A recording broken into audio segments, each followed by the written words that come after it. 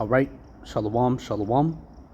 First and foremost, as always, I want to start off by giving all praises, honor, and the glory to Yahweh, Bahashim, Yahweh Shai, Bahashim, Rakah, Kodesh. Double honors to the apostles and unto the elders of Great Millstone. GMS taught me this truth. Honors to the brethren in the Akim. That is pushing out this truth with all sincerity and in faith. And to Wadi Yahweh, Bahashim, Yahweh Shai, for allowing me once again to come back with another lesson.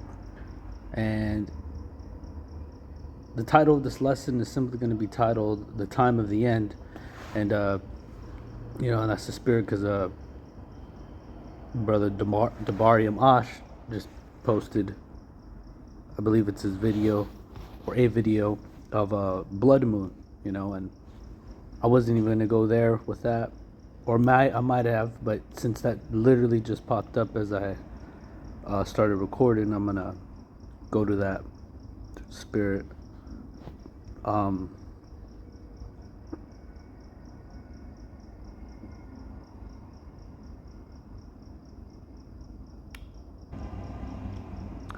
This is the book of Acts, chapter 2, in verse,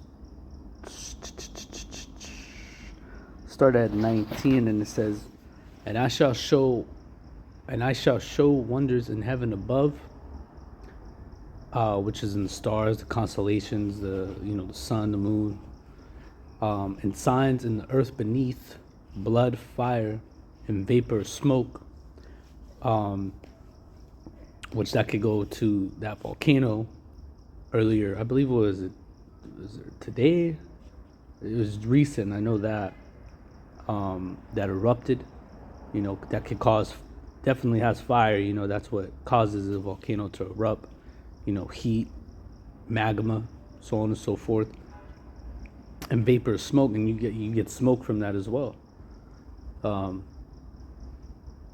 the point where you can't even, I mean, I don't know if any brother's actually been in a fire. I haven't, but I'm sure you can't breathe, or you're not supposed to be breathing and inhaling that stuff.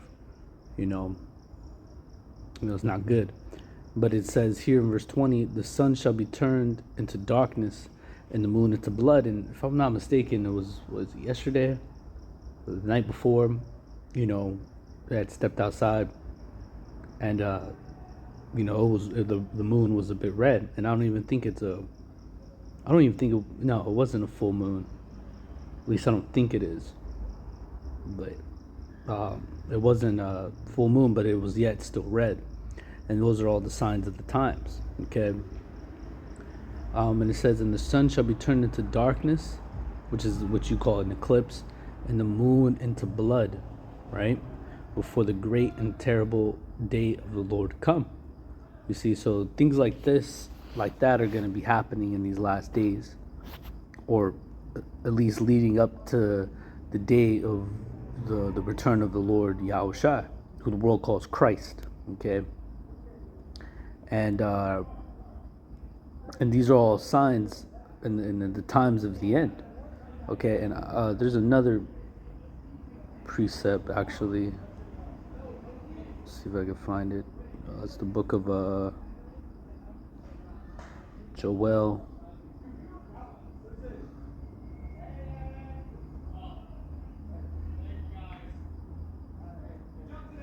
Chapter 2 and verse 30. We'll start at verse 30. The day of the Lord, see? And it says, and I will show wonders in the heavens and the earth, and in the earth, paraphrasing basically the exact same thing in the book of Acts, the heavens and in the earth, and fire and pillars of smoke. And it says, the sun shall be turned into darkness and the moon into blood before the great and terrible day of the Lord come. You see, so another thing, signs of the times. And then you read the verse 32, and it shall come to pass that whosoever shall call on the name of the Lord shall be delivered, right? And it says, for in Mount Zion and in Jerusalem, which that's basically representing Israel, shall be deliverance, because that's where salvation lies, is within Israel. At the end of the day, it's Israel that's going to be chosen. The Lord, He's going to He yet chooses Israel at the end of the day. Okay, and the Lord hath said, and the remnant who the Lord shall call, which He calls as right now His elect. Israel in particular, but the Israel of the Most High. Okay, and that's the thing, is that Israel is the chosen nation, but then you have a select few that are chosen within the chosen. Okay. And I was gonna start here, but let's grab this as well, in the book of Daniel 12:1, the time of the end. These are all the things that are going to be happening in the time of the end. The moon being turned to blood, the sun being darkened, so on and so forth. This also will happen. Daniel 12:1, and it says, and at that time shall Michael stand up, the great prince which standeth for the children of thy people. See, which Michael is the archangel. Okay, one of the top angels there is. And it says, and the great prince was standing, because he's a prince as well. And it says, and there shall be a time of trouble. You see, and you've always heard, in almost any apocalyptic movie, or when natural disaster happens, people will be like, it's the end times, the time of the end is near, the end is here. And it's true. The time and trouble is, there's trouble all the time, and all around the world, but there will be a time of trouble that's going to hit so hard upon the earth that nothing's going to be able to compare it, or nothing's going to be able to compare to it. Okay. And it says, and there shall be a time of trouble such as never was since there was a nation, even to that same time, and at that time thy people shall be delivered, everyone that shall be found written in the book. And that's what we want, is we hope and pray that we be found written in the book, that we are worthy of the salvation, to be worthy to be protected, when all these things shortly come to pass, because these things are going to come to pass regardless of what anybody has to say. These things will happen and will come. This is Matthew 24:3, and it says, and as he sat upon the Mount of Olives, the disciples came unto him privately, saying, tell us, when shall these things be? Now when you go to Mark 13, the 13th chapter, it lists the men that the disciples that it speaks of here, lists their names in the next Gospel of Mark, which is Matthew, Mark, was Matthew, John, Andrew, and matter of fact, let me go ahead and grab it. Mark 13, Peter, James, John, and Andrew. Okay, those were the men that were there. Oops. And then you go back here, and as he sat upon the Mount of Olives, the disciples came unto him privately, saying, which is Peter, James, John, and Andrew, tell us, when shall these things be? What things? The things that are going to be happening before you return. And tell us, when shall these things be, and what shall be the sign of thy coming and of the end of the world? See? And Yahushua answered and said unto them, take heed that no man deceive you. For many shall come in my name, saying, I am Hamashiach, the anointed, and shall deceive many. And ye shall hear of wars and rumors of wars. You got war all throughout, within America, within Babylon the Great, and throughout all the world. So it just shows to show that there's absolutely nothing new under the sun. And it says, and what shall be, and it says, and see that ye be not troubled, for all these things must come to pass, but the end is not yet. You see, so the end is not going to be yet. Okay, and it says, for nation shall rise against nation, and kingdom against kingdom, and there shall be famines, and pestilences, and earthquakes in diverse places. It says all these are the beginning of sorrows. You see, so all these things are just the beginning of the sorrows, the beginning of the lamentations, the mourning, and the woe. It's Ezekiel 2 and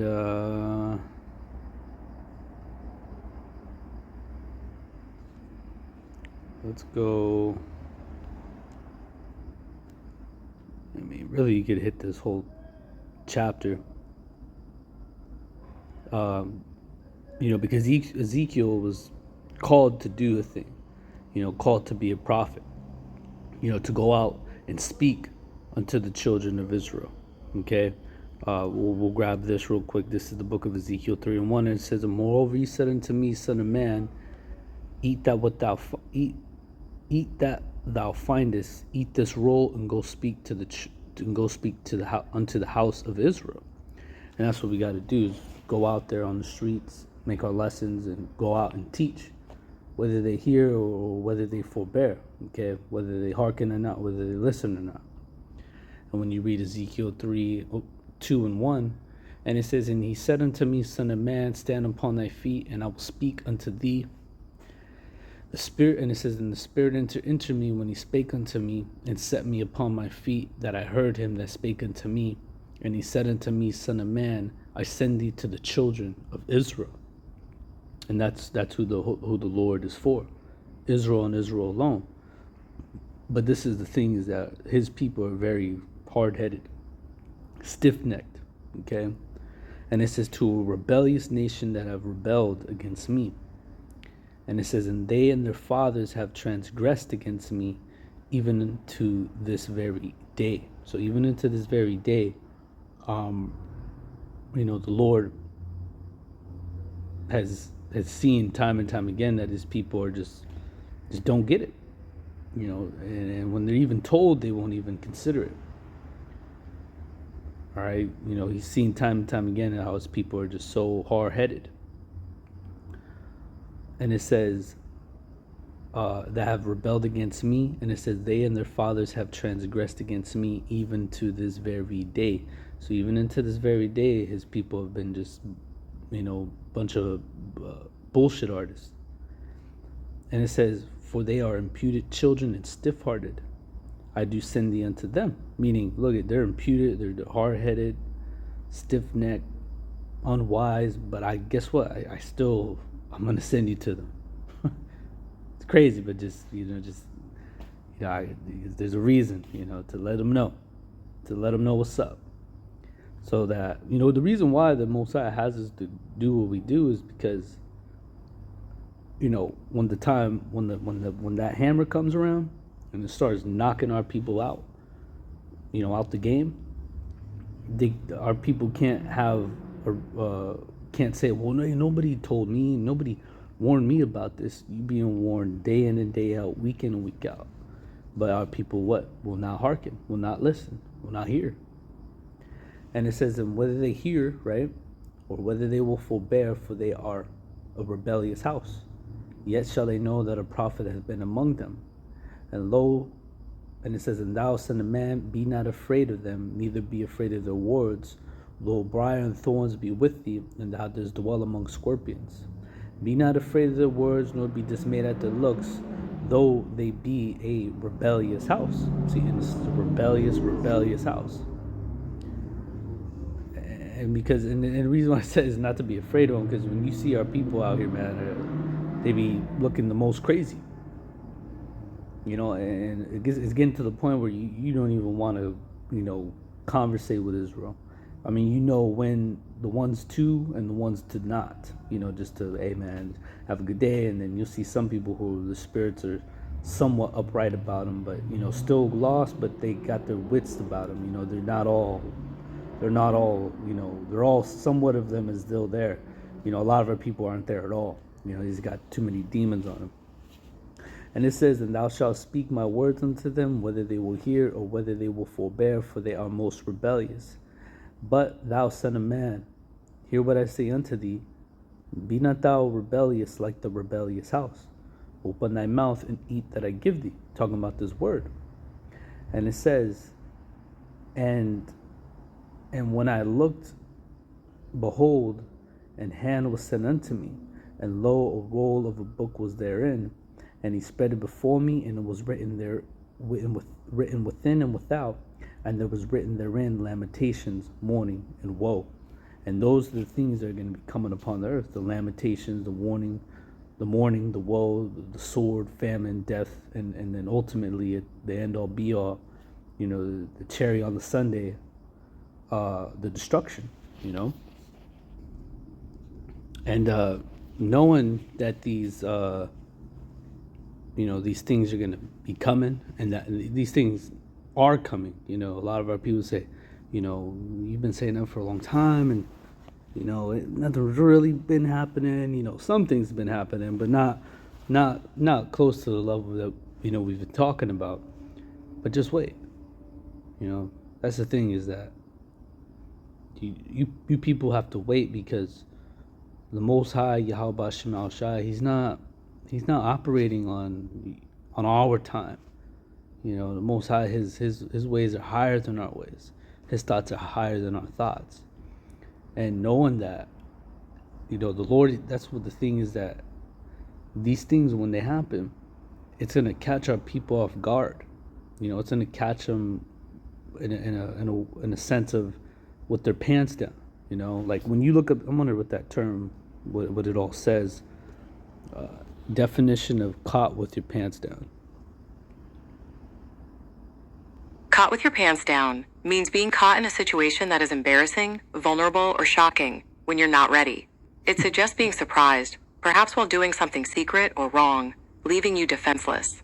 You see, and that's perfect way. That you've heard that pants, or you've heard that saying, got caught with your pants down. Now people get literally caught with their pants down, and then you get some people who are caught with their pants down, meaning in a sense of they're not ready, or they're not prepared, or they're vulnerable. A lot of animals, especially like predators. One of the best predators on the planet is you got the cat. The feline, the lions, the tigers, the jaguars, the leopards. They're great predators, and they always, I'd say 9 times out of 10, they catch their prey with their pants down. Because that's how they survive. That's the definition of a predator. Is a predator only kills its prey to survive, and most of the times they catch it off guard. That's why you don't ever turn your back behind. You turn your back on a cat, because they'll jack you. Even your little house cat will show you that, and then they don't go and play around. They go for that neck. They go for that neck because they know that if this thing stops moving, I got a meal.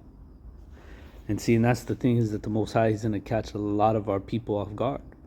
A lot of our people are gonna be caught with their pants down, and we don't want to be that. We don't want to be caught with our pants down. We don't want to be caught slacking, or caught lacking, or not. The scripture says to measure thou the times diligently in itself. To know the times you're in, because otherwise, you're gonna be a part of that group, Israel with the pants down.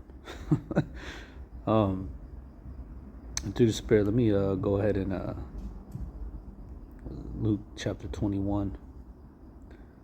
Grab this and I'll end it here to the Spirit. This is Ezekiel, Luke 21 and 20 or 35, and it says, For as a snare shall it come on all them that dwell on the face of the earth," which a snare is like a trap. That's